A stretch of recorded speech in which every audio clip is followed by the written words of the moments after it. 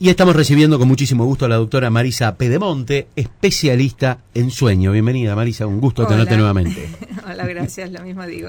Bueno, Marisa, ya el otro día habíamos esbozado, nos habíamos metido de alguna manera en el tema de insomnio, ¿no? Pero también hay una cantidad de preguntas que van surgiendo a medida que hablamos a propósito del sueño. Y nos damos cuenta qué cantidad de dudas que tenemos en torno a lo que pasa en una tercera parte de nuestras vidas. Tal cual. Me imagino que a tus pacientes debe pasar lo mismo, ¿no? Sí, que totalmente. Tenés que muchas veces que además de brindar un tratamiento, una clase. Sí, así se empieza.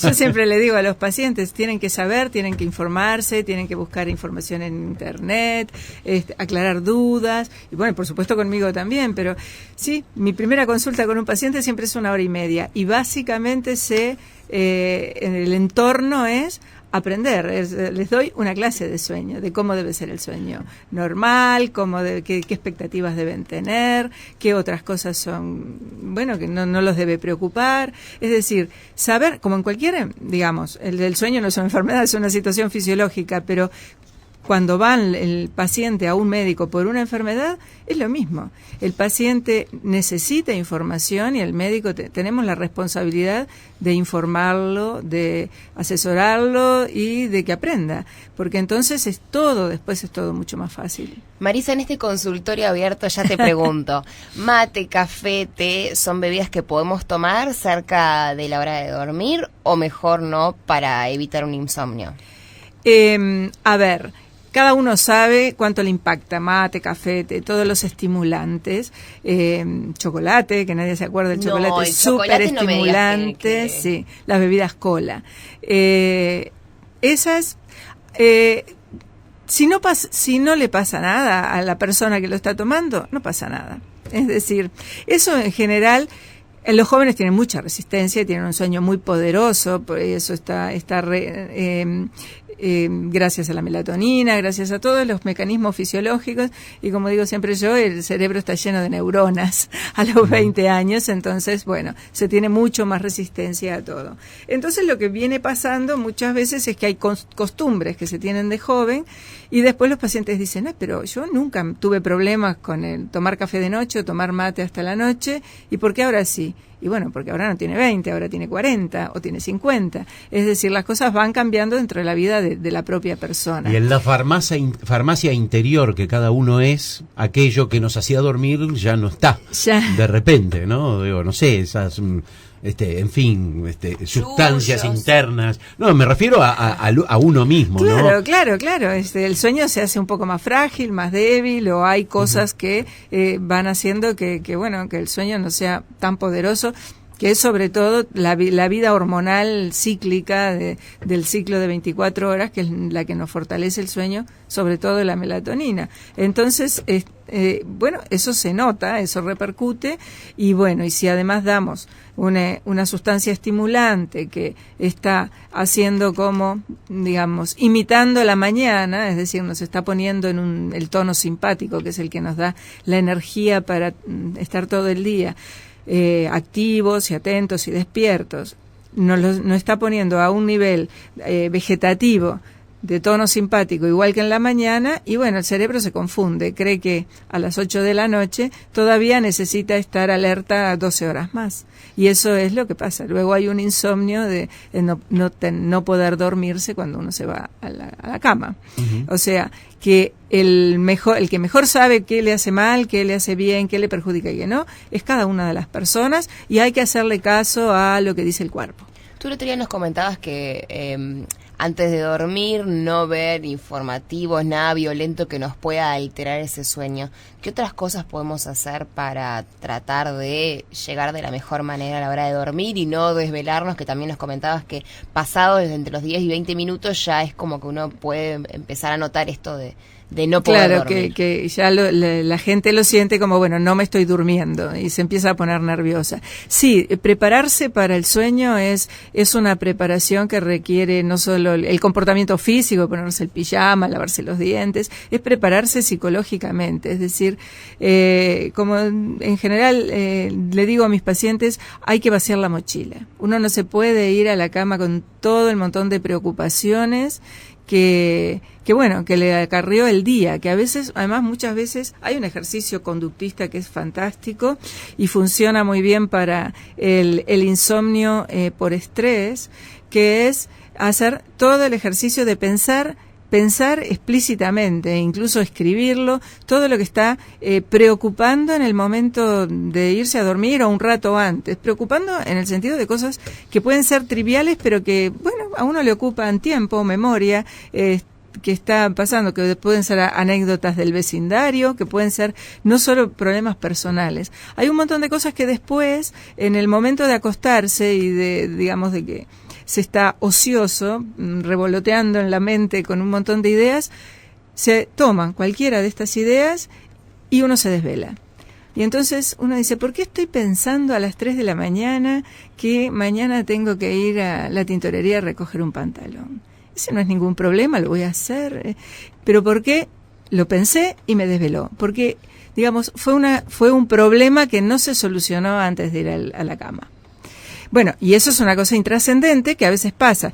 Y si hay trascendente es mucho peor. O sea, si uno va a la cama con el iPod, la tablet, la computadora y sigue trabajando, la cama se transforma en una oficina, ni que hablar, porque entonces el sueño no viene preparadamente, sino que viene imprevistamente. En algún momento la persona se queda dormida porque está cansadísima, pero ese cansadísimo en 90 minutos se acaba porque se pasó por todas las etapas de sueño que tenemos fisiológicamente. Entonces, cada 90 minutos hay como una situación un poco de alerta, se superficializa el sueño, que lo normal es volver a retomar otro ciclo de sueño y así sucesivamente hasta llegar alrededor de las 8 horas.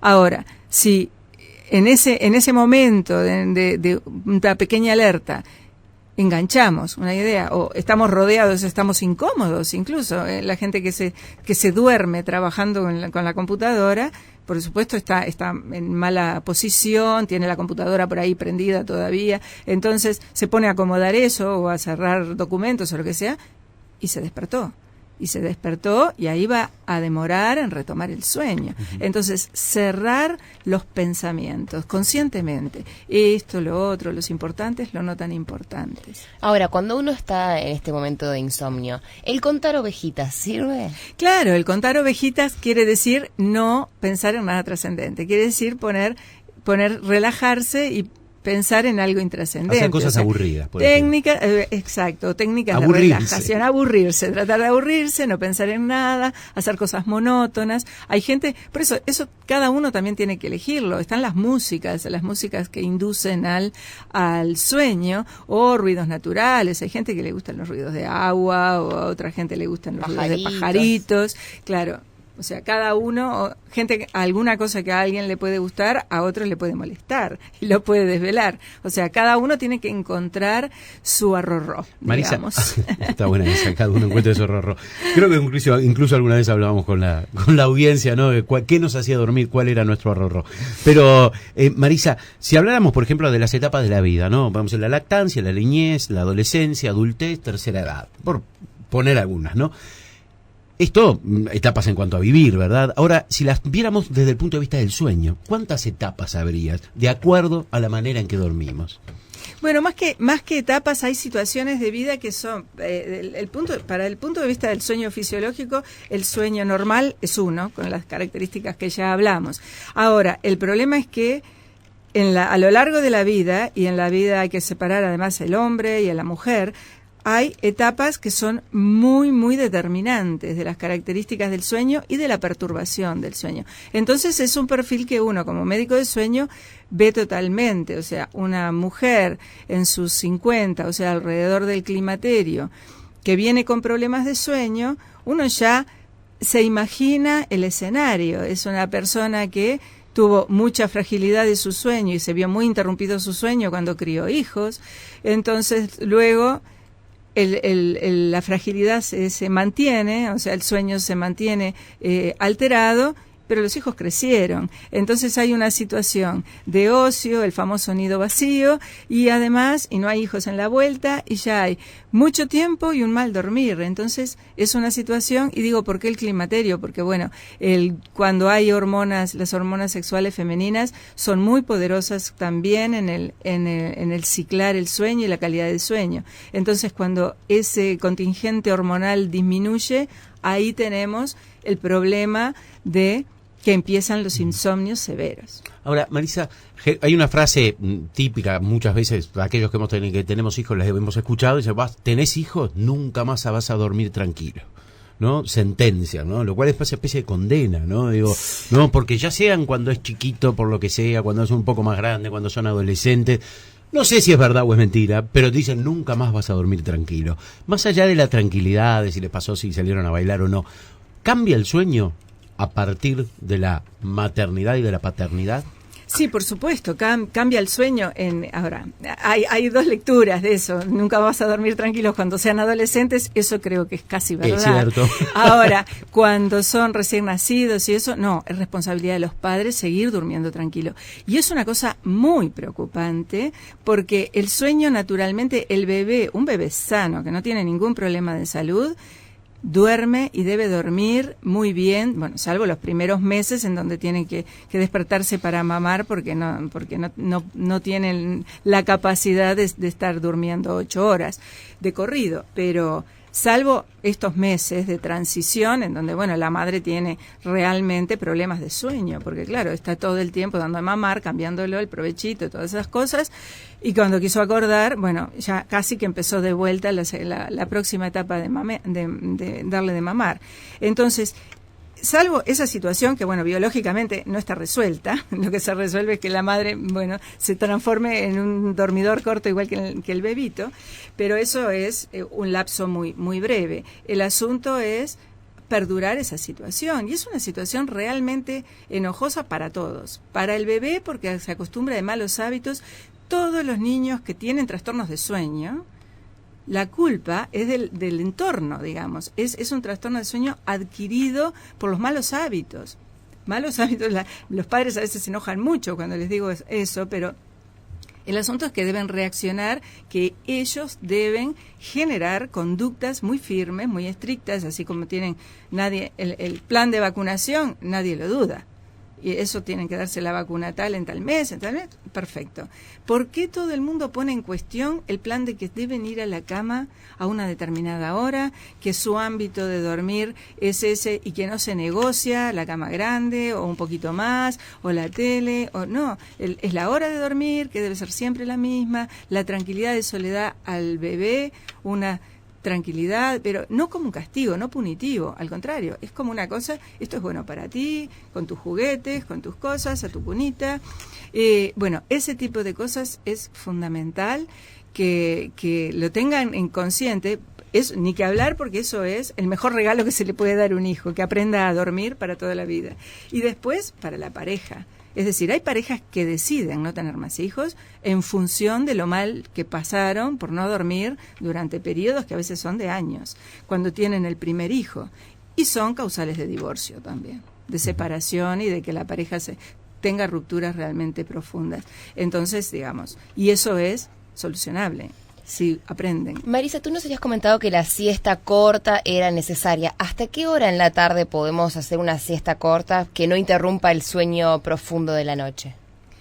No, en general, fisiológicamente es alrededor del mediodía, después del mediodía, tempranas horas de la tarde, cuando empiezan a bajar las funciones fisiológicas y que hay como que el cuerpo pide una siestita. Como por ejemplo, se coma o no, y si se come, con más razón, si en la etapa de la digestión, que hay una redistribución sanguínea, entonces ahí con más razón la siesta es después de comer. Claro, y si por ejemplo uno sale de trabajar y tiene ganas de dormir una siestita en la tarde, eso tratar de evitarlo, ¿o no? No, Yo pensando en la depende noche. a qué hora. A ver, digamos, ya a las 5 a las 6 de la tarde, como que no. Pero además, ya cuando estamos hablando cuando alguien durmió bien de noche, que la siesta no sea compensadora de lo que falta en la noche. Eso es lo que hablamos siempre. Cuando alguien durmió bien de noche, en realidad después que pasa la modorra esa, de las 2 de las 3 de la tarde, a las 5 de la tarde a nadie le pide el cuerpo dormir. Entonces ya no. O sea, si a las 5 o a las 6 de la tarde se tiene ganas de dormir una siesta, algo mal está pasando. Se está durmiendo poco en la noche, hay que revisar un poco cómo está ese sueño, porque no es lo normal, digamos, porque después el cuerpo empieza de vuelta a funcionar en el modo vigilia, mucho más activo, más atento, con más rendimiento. ¿Incide también en el insomnio de las personas hacer ejercicios de repente en la noche? Generalmente uno termina de trabajar a las 7, por ahí se va al club y estaría terminando entre las 8:30, 9:30. Hay gente que dice, yo duermo mejor. Otros dicen, bueno, no, yo la verdad me quedo como el 2 de oro. Sí, tal cual, raro que alguien diga que duerme mejor, a no ser que, bueno, que sea realmente un desestresante para una persona que está muy pasada de revoluciones.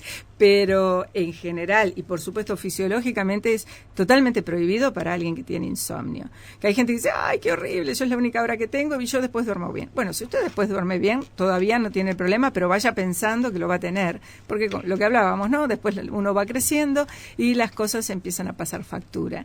Los trastornos de sueño empiezan a aparecer.